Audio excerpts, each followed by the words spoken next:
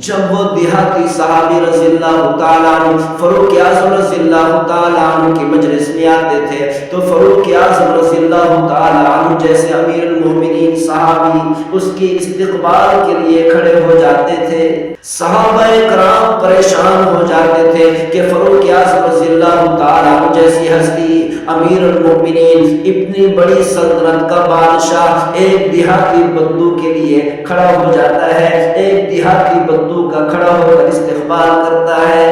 الحمدللہ وکفا والصلاة والسلام علی عبادہ الذین اصطفى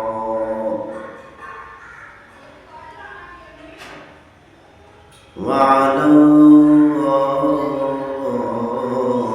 آلہ المجتبى وعلى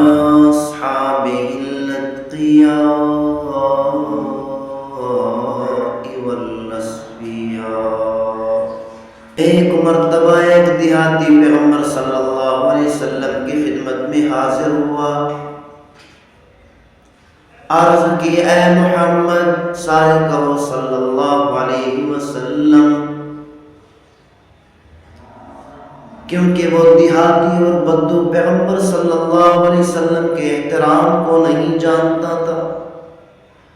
پیغمبر صلی اللہ علیہ وسلم کی قدر کو، پیغمبر صلی اللہ علیہ وسلم کی عظمت کو اور ادب کو نہیں جانتا تھا۔ نام لے کر پکارتا ہے، کہتا ہے اے محمد صلی اللہ علیہ وسلم، آپ مجھے یہ بتائیں، آپ فرماتے ہیں کہ ہم باپ دادے کا دین چھوڑ کر تیرے دین پر ایمان لے آئے، تیرے دین کو قبول کر لیں، یہ کیسے ہو سکتا ہے؟ دوسری بات آپ کہتے ہیں سارا عرب مسلمان ہوگا، سارا عرب اسلام لے آئے گا، ایمان لے آئے گا، سارا عرب ایمان قبول کر لے گا، یہ کیسے ہو سکتا ہے؟ آپ کو تو آپ کے گھر والوں نے، آپ کے رشتہ داروں نے، آپ کے علاقے والوں نے مکہ مکرمہ سے نکال دیا، آپ مکہ مکرمہ سے مدینہ منورہ کی طرف ہجرت کرنے پر مجبور ہو گئے، اور آپ کہتے ہیں کہ ایران فتح ہوگا، میرے صحابہ ایران کو فتح کریں گے، روم جیسی بڑی بڑی سلطنتوں کو فتح کریں گے، یہ کیسے ہو سکتا ہے؟ اور تیسری بات آپ کرتے ہیں قیامت والے دن سارے انسانوں کو کھڑا کیا جائے گا، سارے انسانوں کو دوبارہ زندہ کیا جائے گا۔ جب انسان مٹی مٹی ہو جاتا ہے قبر میں جاتے ہی انسان ختم ہو جاتا ہے، جسم مٹی مٹی ہو جاتا ہے، جسم کی ہڈیاں چور چور ہو کر ختم ہو جاتی ہے، مٹی میں مل جاتی ہے، تو پھر کیسے اللہ تعالیٰ سارے انسانوں کو قیامت والے دن دوبارہ زندہ کرے گا؟ پیغمبر صلی اللہ علیہ وسلم نے ارشاد فرمایا لعلک تطول بالحیاۃ، مجھے لگتا ہے کہ تیری زندگی لمبی ہوگی، اللہ تعالیٰ تجھے لمبی زندگی عطا کرے گا، یہ ساری چیزیں اپنی آنکھوں سے دیکھے گا، تو دیکھے گا سارا عرب مسلمان ہو کر فوج در فوج میرے قدموں میں آ کر گرے گا، سارا عرب فوج در فوج آ کر اسلام کو قبول کرے گا، ایمان کو قبول کرے گا، میرے دین پر عمل کرے گا، تو اپنی آنکھوں سے دیکھے گا کہ میرے صحابہ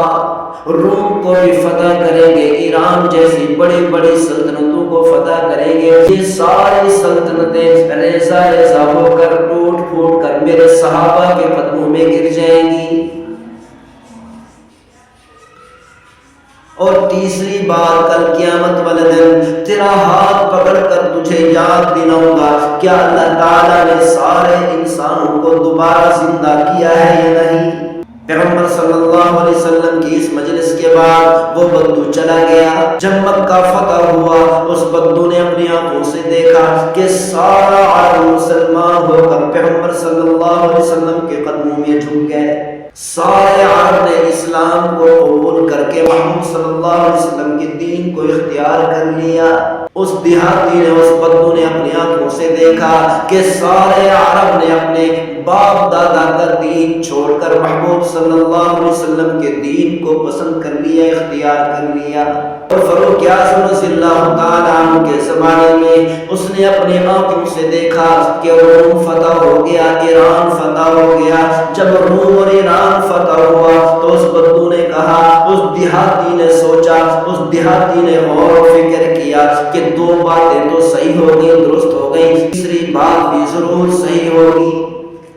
اسی لیے اپنے علاقے سے ہجرت کر کے مدینہ منورہ میں آ کر اسلام کو قبول کر لیا۔ جب وہ دیہاتی صحابی رضی اللہ تعالیٰ عنہ فاروق اعظم رضی اللہ تعالیٰ عنہ کی مجلس میں آتے تھے تو فاروق اعظم رضی اللہ تعالیٰ عنہ جیسے امیر المومنین صحابی اس کی استقبال کے لیے کھڑے ہو جاتے تھے۔ صحابہ کرام پریشان ہو جاتے تھے کہ فاروق اعظم رضی اللہ تعالیٰ عنہ جیسی ہستی، امیر المومنین، اتنی بڑی سلطنت کا بادشاہ ایک دیہاتی بدو کے لیے کھڑا ہو جاتا ہے، ایک دیہاتی بدو کا کھڑا ہو کر استقبال کرتا ہے۔ سیدنا فاروق اعظم رضی اللہ تعالیٰ عنہ نے صحابہ کرام کو، مسلمانوں کو خطاب کر کے فرمایا کہ میں کچھ مجلس کے اندر موجود تھا جس مجلس میں پیغمبر صلی اللہ علیہ وسلم نے فرمایا تھا اس دیہاتی کو کہ کل قیامت والے دن میں تیرا ہاتھ پکڑ کر تجھے یاد دلاؤں گا کہ اللہ تعالیٰ نے ساری انسانیت کو زندہ کیا ہے یا نہیں۔ اور مجھے یقین ہے محبوب صلی اللہ علیہ وسلم جس کا ہاتھ قیامت والے دن پکڑ لیں گے جنت میں داخل کیے بغیر نہیں چھوڑیں گے۔ فاروق اعظم رضی اللہ تعالیٰ عنہ نے فرمایا میں اسی لیے اس کے استقبال کے لیے کھڑا ہو جاتا ہوں۔